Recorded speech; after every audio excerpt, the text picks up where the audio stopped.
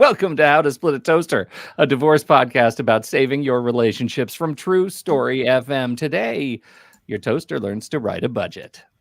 Welcome to the show, everybody. I'm Seth Nelson. As always, I'm here with my good friend Pete Wright. Today, we're going to help you rewrite your money story. Listeners to the show know money conflicts are often the root of conflict in a troubled marriage. So how do you rewrite your money story to help you understand the role money plays in your divorce? Jennifer Lee is the founder of Modern Wealth and specializes in individuals experiencing transitions in their lives. She loves helping people take control of their own money story in the process. Jennifer, welcome to the toaster. Thank you, Seth. Happy to be here. Jennifer, I'm so glad you're here. And I love this. I feel like this whole idea of understanding your money story is an incredibly useful metaphor for talking about sort of our relationship to the stresses and anxieties. Like how we relate to money feels like how a kind of a doorway through which we can understand how we relate to a lot of the stresses in our potentially in our marriage. So I think, I would love to know sort of how you came to understand what the money story is and how it sort of evolves over the course of the struggles in a marriage to the divorce process to rewriting your relationship with money after the divorce. Thanks for that question, Pete. It's a real challenge when you think about money, and I find it entertaining to have a conversation with a colleague or a friend and really understand their first experience with money, because it tells you a lot. If you ask me about my experiences with money, my mom will tell you, I sold candy bars on the back of the bus, on the way to school. I always had a job, entrepreneurial. I knew how to leverage money as a resource. And that's a unique thing. Not everybody has that comfort level with money. So no, they don't, Jennifer. No, they definitely don't. They don't. Yeah. And Pete, what was your first experience with money? Okay. I also sold stuff. I sold my own art in the fourth grade. I would make art and sell it for a dime. But mostly my experience with money was defined around some really horrible experiences getting myself in just catastrophic debt from like credit card debt in college when I absolutely should have had a better story with money. And I wasted years trying to get out from under that. That's really interesting, Pete. That's much different than mine. What was yours, Seth? Oh, I was playing dice in the alley, buddy. You're a street rat. They called me Seth the Bookie Nelson. Let me tell you. Starting early. And then no, that is not true. That is not true. No, I would tell you that growing up, my parents told us that we were upper middle class family. It didn't feel that way to me when they couldn't afford to turn on the air conditioning in Florida in the sweltering heat of August, summer. But I think on my own that I certainly had that graduating college and living in a Caribbean island where people made a lot of money and I was doing social work.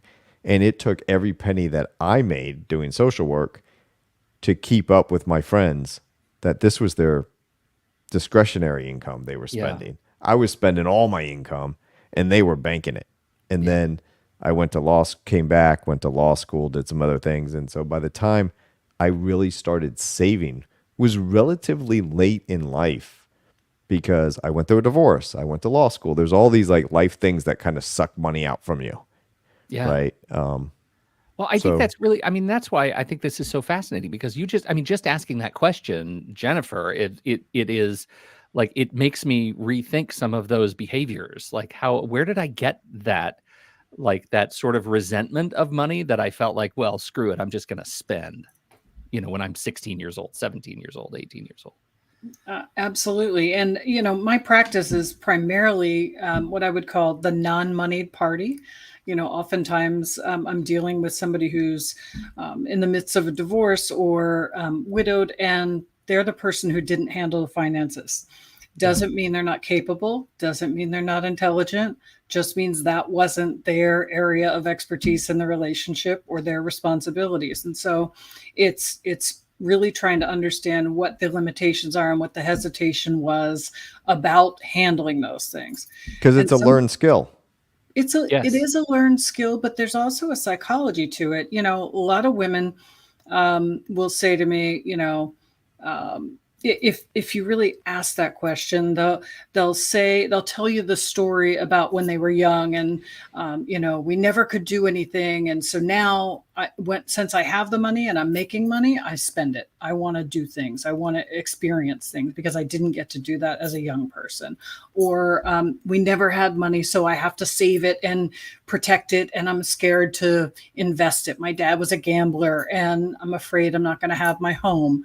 So there's a real psychology to it, and I think it's kind of interesting. You can go home and talk to your spouse or your buddy having a drink to just kind of understand theirs and what their very first impression was, and who in their life introduced them to money and what that effect was. Right? What's the impact? At what point, when you think about your relationship with clients coming to terms with their story, at what point are you meeting them typically? Like during the divorce, before the divorce, after the divorce, or dealing with the non-moneyed party at some part of their journey and understanding how they relate to money? Yeah, more recently, I've been dealing with people in the beginning stages. So, they're just meeting with their attorney and they're overwhelmed. And, Because, come on, attorneys are overwhelming. Jennifer. no, Really? We're going well, to start off the show this way? It only works. The bait only works if you pick it up, Seth. The bait only works if you pick it up. Jennifer, please. that's quite all right. So I've been doing a lot of what I'll call financial triage. So this is when somebody is just meeting with their attorney. They're delighted to be with their attorney, and really enjoying their meetings. But their attorney asks them for, complete this marital balance sheet, give me some documents, all these things, and it's too much, right? And so what I do is have them collect those documents, talk them through. Do you want the house? Can you afford to stay there? What does that look like? Will you be house poor, cash flow, all those kind of things, and run different scenarios by them and really make them think about what those options mean, right? It's not my job to tell you you can keep the house, you can't keep the house. It's my job to tell you the impact of those ideas. So then you can go to your attorney and say, here's what I want. And Sure. and then more efficiently proceed, I would hope. So I'm going to put this in a little different context because you said something that I thought was super important. Is it's not your decision, nor is it the lawyer's decision to tell someone what they want or what's important to them. In a divorce, I can tell you equitable distribution, the division of assets and debts in Florida. Check your local jurisdiction, please. It starts out as equitable. You're going to get half of all the marital debts and half of all the marital assets, and we'll do some offsets and do some math and Excel spreadsheets, which is my love language, and we will figure it out. But it's not my job to tell you to keep the house. Right. It's not my job to say you're better off keeping your 401k or giving him the house and you keeping the 401k. And when I say his or hers, it's all marital. It's just whose name was it title in it. But all I can do is tell you what the law can give you or get you. I can't tell you what that might do in the future. And that's why you need a financial planner early in the process. Well, and that is actually exactly where I was going too, Seth, because what you're talking about there really underscores the other sort of psychology of the thing. Because we could be talking about money all the live long day, but as soon as you assign it to the marital house, it might mean something very different to you emotionally, right?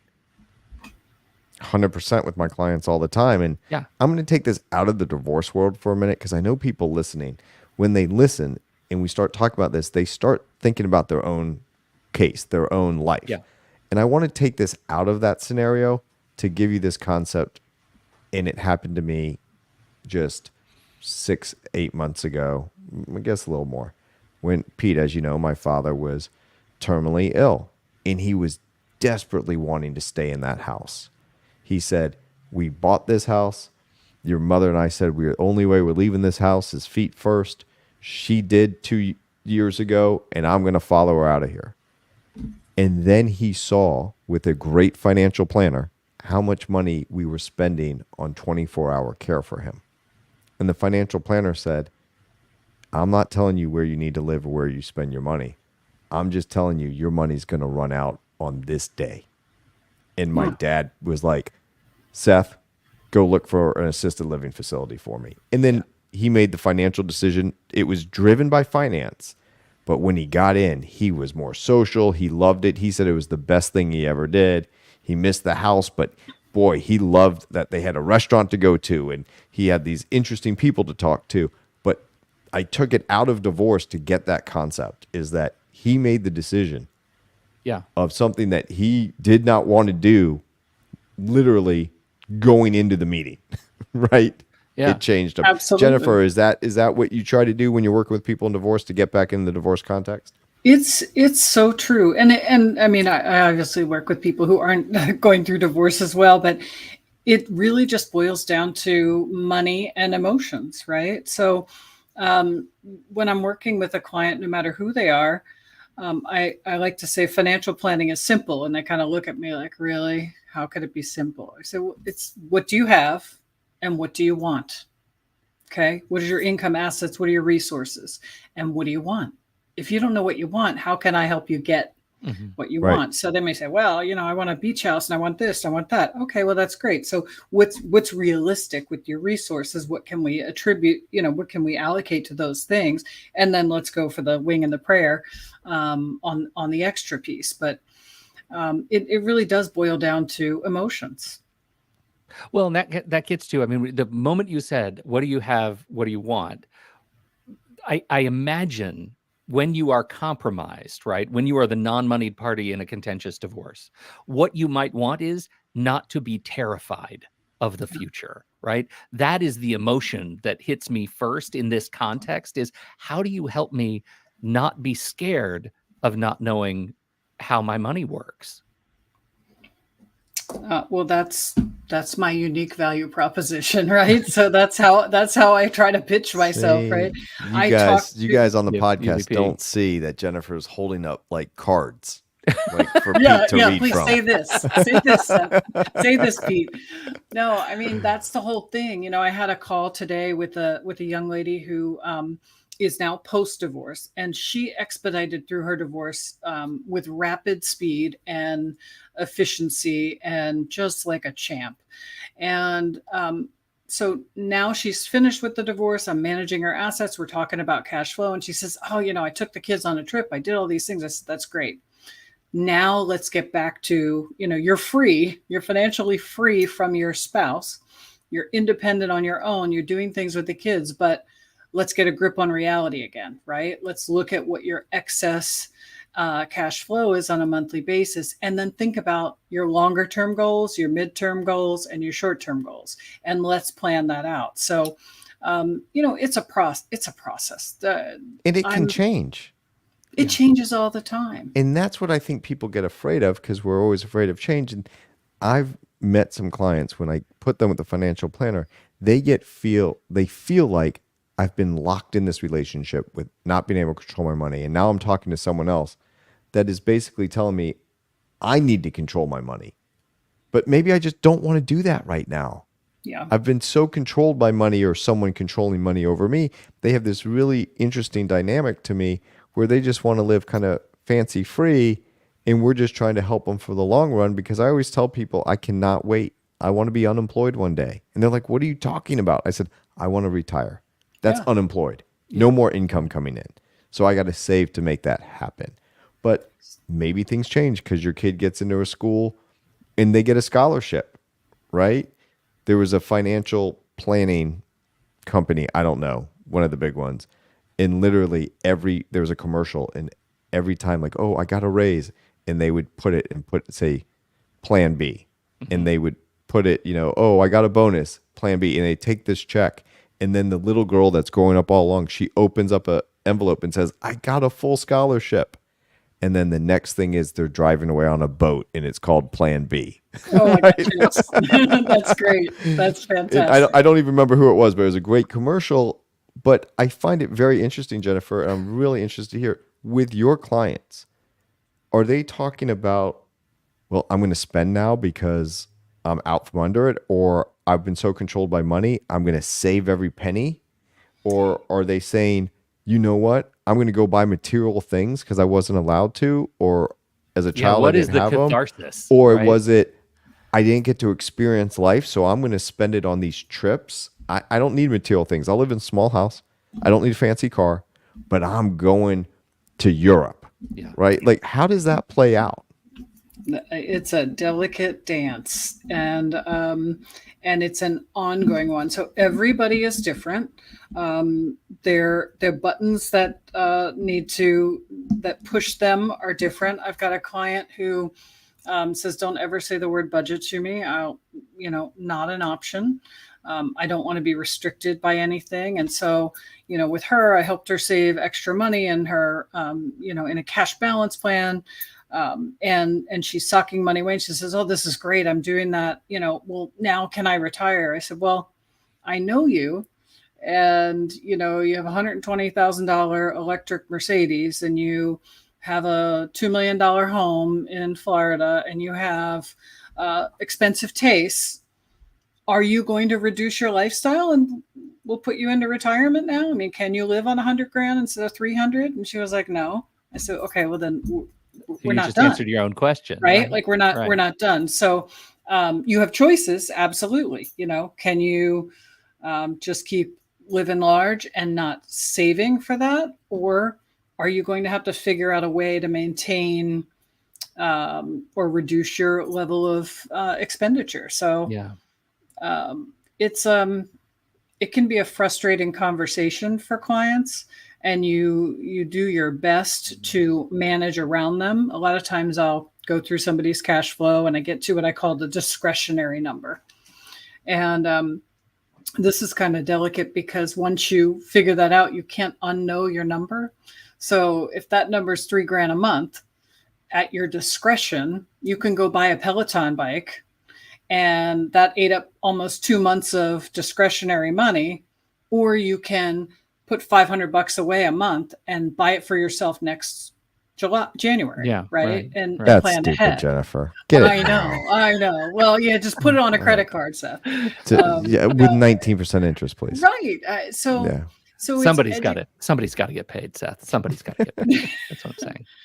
it's But just this is what educating. you just said is I think interesting, especially when you're talking about the non-moneyed party, because I imagine part of the stress, whether you have enough money to live, well, or retire or whatever, is, oh my goodness, like, to what degree do I have to be responsible for things that I didn't know were just being taken care of, right? Like I didn't know what my mortgage was or what my rent was. I didn't know what I was contributing to healthcare or retirement, right? So I'm curious what that mountain looks like to climb over when you're rewriting your story post-divorce.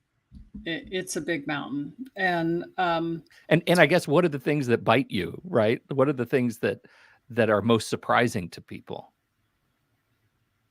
I think I don't know that there's any one specific category that's surprising to them. I think they are, if they're non-money, they're most often in the beginning part just shocked, and they don't know where to start. They're just it's way over their head, and they're overwhelmed, and they don't know how they're going to do it. So it's talking them through, okay, here's your current situation, and there's a current cash flow in your household with your spouse. Now you're going to split that into two, and you're going to have two mortgages and two Netflix and two Amazon and two of everything. It's going to be a little tighter. So we have to make decisions about what that looks like, and be smart about it.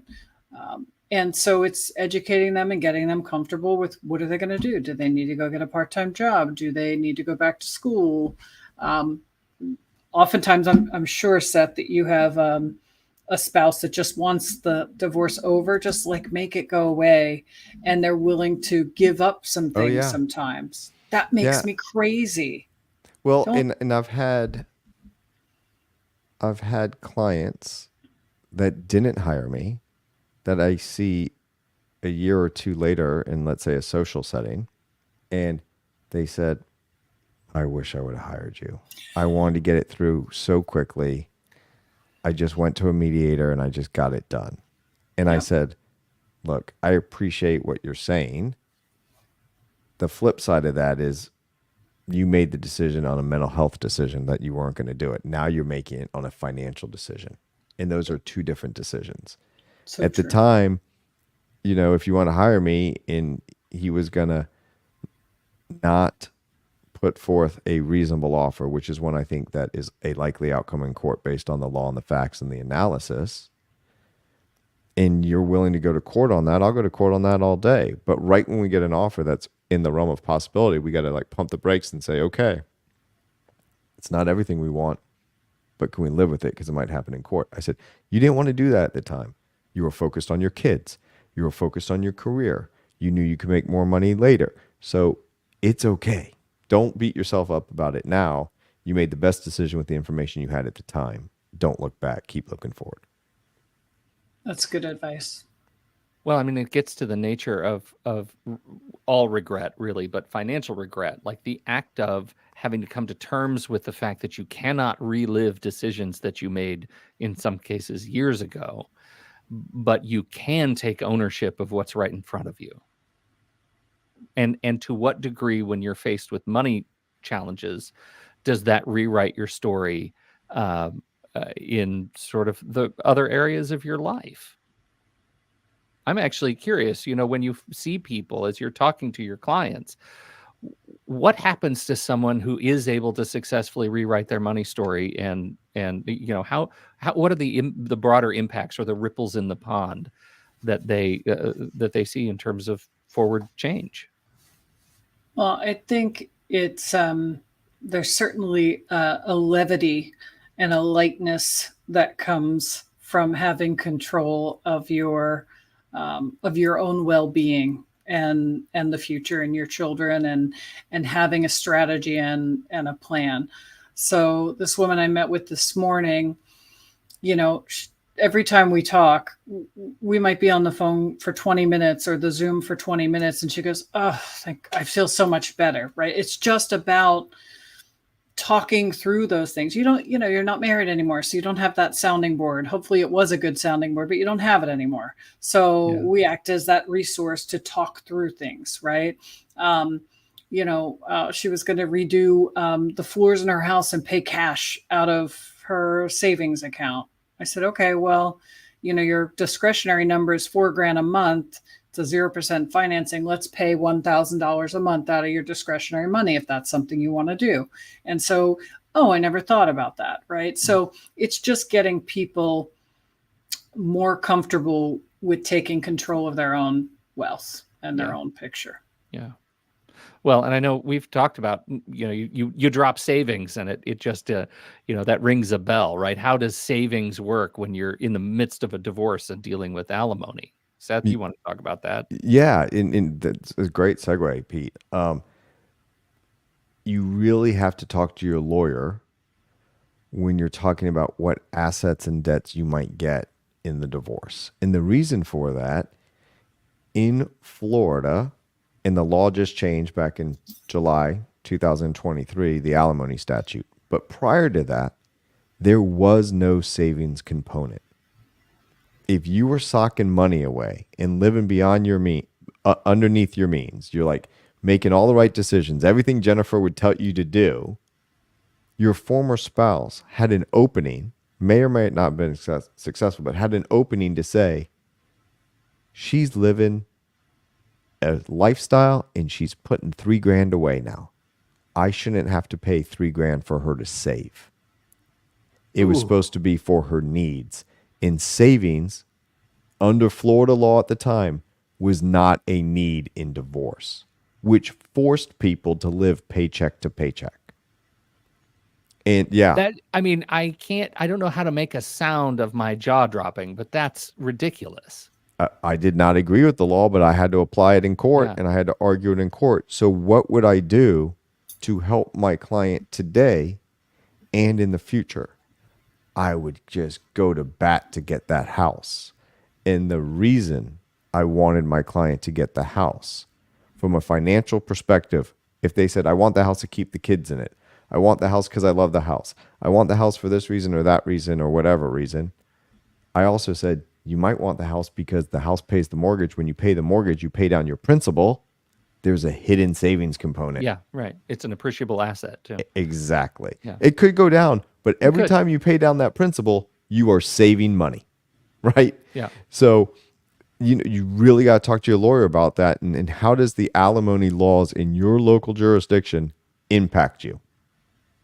And what might that do down the road? Now, the law has changed.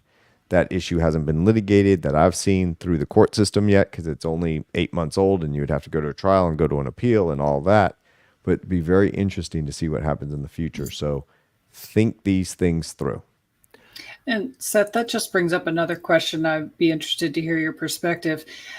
As once somebody files for divorce, and let's say they didn't have any savings, now they filed for divorce, and there's two parties, and one saves and one doesn't. The one who's saving, do they get to keep that, or is that a marital asset at that point? It's a great question. So we always say check your local jurisdiction. In Florida, the date that you file for divorce is a big line in the sand. Any money earned by a party after divorce is their money. So if you have a guy making $5 million and the day he files for divorce, the day before he gets his paycheck from the day before back, and then he files for divorce, and a month later he gets a new paycheck, and that paycheck is all earned after he filed, and he puts it in a separate bank account so it's not commingled with any marital money, and he pays all the bills. He pays every single bill that he's naturally been paying. The wife goes with, she doesn't go without. She spends like she normally has been spending. Everybody does things the same. But at the end of the month, he puts $5,000 away in savings because historically they were saving $5,000 a month.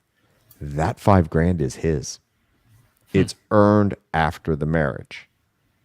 That might be different in different jurisdictions. So you really need to check your local jurisdiction with a qualified attorney that is licensed in your state. When does that stop? After the like when you say after the marriage, like is it after the moment you file for divorce? Is it The hypothetical I just gave was after the date of filing. If Date your of case filing. goes on for 3 years and this guy's socking away $5,000, right? Yeah. Which is $60,000 a year, which is $180,000 over 3 years, it's his.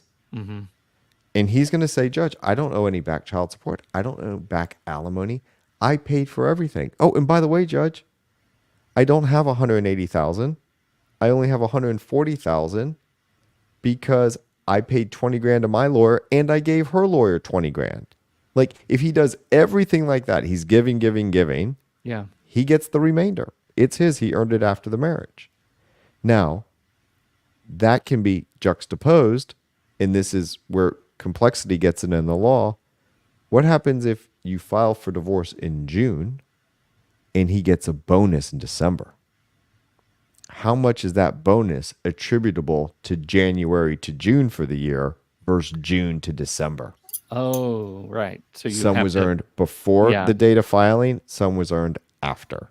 But it's nuanced, it can get complicated, and check your local jurisdiction. Can I just one more question you got me thinking about based on this, because one of the things that you lean in heavy on is, let's just say he's giving, and he's paying a lot of bills. What if he's not? Are you supposing that there's an alternative there where he's a Scrooge, just Yeah. keeping his money and everybody's doing their own thing? So he's a Scrooge. Okay. He will say, Judge, it's my money. I get to keep the 180. We're back to that. He wasn't Yeah. giving the attorney's fees. Okay, 180. And if I'm representing the wife, I said, Judge, he's right. He gets to keep his 180. The problem is he had an obligation to support my client and the children through the pendency of this case. Okay. And he failed to do so. So we are owed back alimony and back child support.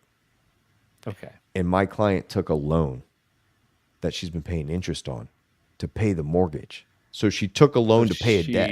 Yeah. And we gonna want now all be- that money back, Yeah. right? Okay. That's how that comes back. All right. Yeah. Or I just tell them Pete will pay it. Well, Pete comes from big podcast, so that's Big podcast money. It's all about big podcast money. I feel like you got us starting to think about like what are some things you got to make sure you do as you're leaning into your divorce. And I know, Jennifer, you have a divorce checklist. What do you tell people when they're in the, speaking of pendency of the divorce? What's your checklist from a financial perspective to make sure that they're moving in the right direction? Well, I prefer to before you even get knee deep in talking with attorneys and making those big decisions, that we really understand what you have, right? Yeah. Unfortunately, now there's a lot of online accounts and passwords, and so you might not necessarily know all your resources that are in the household, so that can be a challenge. So you want to get your ducks in a row. You really want to understand what you have to work with. And then for me, the next step is having that conversation with an attorney like Seth and saying, what can I expect in my best case scenario, right? So we know the parameters of here's what the best case scenario is going to look like. And then we discuss what would that be like for your life. Can you handle that? Can you do that? And then going back. So it's an ongoing process. It's really more of a triage than necessarily. I know you made it sound so nice. It just doesn't play out that way. I know it's ugly. I wish it would be nice. I just went into surgery. It was like last minute, but it was fine. Everything eventually ends up back where it started, right? Well, Seth, wouldn't you say if you had a new potential divorcee come into your office and they said to you, what can I expect? What do I need to know? Wouldn't that be a great conversation? They come in and they're probably a red hot mess. He did this, she did that. I don't want to be with them anymore. And they're talking about all the emotional things and not necessarily, it takes a while to get to the nuts and bolts of what we actually have to deal with. One of the biggest things, I agree with you 100%. One of the biggest things my potential clients struggle with is talking about themselves and what their goals are. Well, and why is that? I'm really curious about that. Is it because they're afraid just to have the conversation, or that? No. And I think it's they don't know. They don't know. One, some do, which is like delightful. Yeah. Some come in and they just want to tell their story, like they're sitting down with the lawyer, which takes a lot of courage. A lot of these people have never been in a lawyer's office. Mm-hmm. If they have, it hasn't been in a divorce lawyer's office. And if they've been in a divorce lawyer's office, it means they've talked to a bunch of people already. And my red flag is up. Like, why haven't you made a decision? Then they tell me the lawyers they talk to, and I understand why. That's another subject. But they come in and they're like, oh my God, there's someone that's going to listen to me. And they're going to tell me what I want to hear. And I'll let them go for a little bit, and I'll stop them. I say, before you go on, because you're telling me a long story that I don't know what parts are important or not, because I don't know what your goals are. And when I mean by goals, not your long-term goals. What are your goals for this conversation? When you leave here, I hope you're going to call somebody and say, whoever's in your support group, I had a good conversation with Seth. I didn't like everything he said because it turns out Florida law sucks. The process is horrible. But I got my questions answered. And I got some homework. I got some things I have to think about. You know, and I tell them my goal when they're sitting across from me is never to have them hire me as a client, as a lawyer. My goal isn't to get them to do that. My goal is to reach their goals. And some people come in and say, I'm thinking about divorce. We're still in counseling. I just want to know what it looks like. Okay, let's talk about that. Some people are like, I just got served from divorce papers. I want to hire you today. And I said, well, I don't know if I want you to be my client. So let's figure that out. And we go back and forth. But having those goals in mind would be amazing, Jennifer. And sometimes people come in and they listen to the podcast and they just complain about Pete. So I can't imagine that. Thank you, Jennifer. Voice of reason. Pete's so delightful. See, this is what it's just fuel. He's just going to turn that against me later, I'm sure. I think this is really, I mean, I think this is really interesting. And I think if I, as we sort of distill this conversation down, the whole idea of not just dealing with the practical, right, application of funds to divorce, but the emotional side of coming to terms with how we relate to money, getting over fear of dealing with money, getting over the fear and uncertainty and doubt that we'll have enough. It feels to me like so much of that emotional work is what allows us to be able to sit down and do the practical work and build the plans and come up with the goals. Is that a fair assessment? Go ahead, Jennifer, because I was going to ask you another just question. say, absolutely. This divorce is a team sport. You need the attorney, you need the financial person, and honestly, you need either the therapist or the divorce coach, because it's too expensive to have an emotional breakdown with Seth every other day. You need somebody to help you stay on task. You need somebody to tell you you're not crazy, that you're dealing with a narcissist, that you're doing the right thing for your children. You need somebody to help walk you through that. And certainly we act as a financial advocate, and I call myself sometimes a financial therapist, but there's only so much I can do in that arena. I'm not trained to be a therapist. I'm trained to help with your money and really make sense of why you or what you're telling me, and really make sure that it makes sense for your life. Yeah, we have had. I love that you reframe that too, because it's something that I think we can't reinforce enough, which is that the divorce is a team sport, right? And I think I think you're spot on that when you imagine you're getting a divorce, that it's you and your relationship with your divorce attorney. And if we know anything about the process, there are a lot more people involved, whether you like it or not. So better have the people that you're going to be able to relate to, even if one of them is Seth. Yeah, I knew it was coming. I was like bracing for it. It was good. Okay, so I have one more question. I know we're wrapping up, and Andy, our producer, is going to be like, "You always take these too long. I got to cut them down." And but here, Jennifer, here's something that we haven't touched on. How is it someone gets through the divorce? They're working with you. They're managing their own money. They're making their decisions. They got their feet underneath them. And then they meet someone new. And now you have to get in a relationship. And how are you going to deal with money with that new relationship? And how does the past relationship where you got divorced impact it after you've already done all the hard work? Do you see that? Can you speak to that? Sure. Actually, I have and it's not a divorce, but it's a widow situation. And it's a neighbor, and she lost her spouse, and she started to date a lot of people. And I had referred her to an estate planning attorney, and he did her documents. And he said at the end of their meeting, he said, two things: you're not a nurse, you're not a purse. You probably say that or heard that, right? I've never heard that, and I love it. Well, don't be a nurse or a purse, right? Yeah, so, right. You have resources. You're an attractive woman. You have money. Think of me, think of Jennifer, think of these people as your board of directors. When you're serious about somebody, let's have that conversation and let's talk through the financial components of it. And actually, she's getting married tomorrow.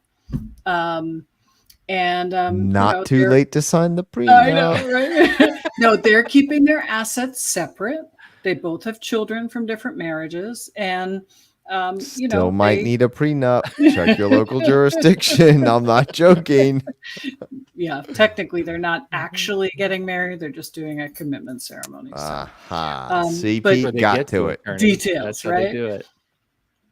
But that's certainly a big risk, a big pothole that you could fall into and make big mistakes. Let's not do that. So we try to be that resource. I'm sure, Seth, you have clients who say, oh, I'm crazy about this person and I'm dating. Okay, well, let's have a quick conversation about what does that look like and what does that mean for you financially.